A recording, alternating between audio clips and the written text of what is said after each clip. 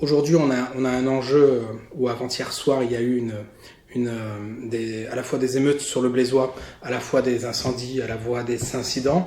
Moi, assez rapidement, on a fait le choix avec notre groupe à la fois de se mettre à la disposition du maire de Blois. Il n'est pas question aujourd'hui de faire de la politique, de réfléchir à quelles sont les causes, quelles sont les conséquences. Pour une raison très simple, déjà, on est sur un événement qui est national, qui n'est pas propre à Blois. Et deuxième élément, sur le fait que l'urgence aujourd'hui, c'est d'apaiser la situation.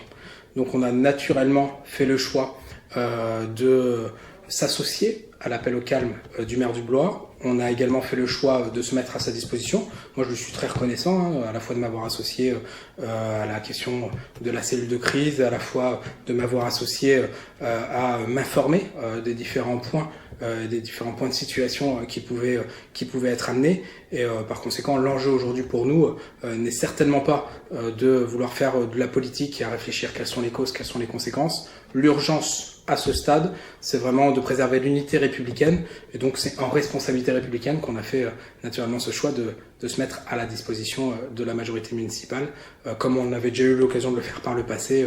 Notamment, je me souviens aussi en particulier au moment de la crise Covid, où on avait accompagné autant que possible la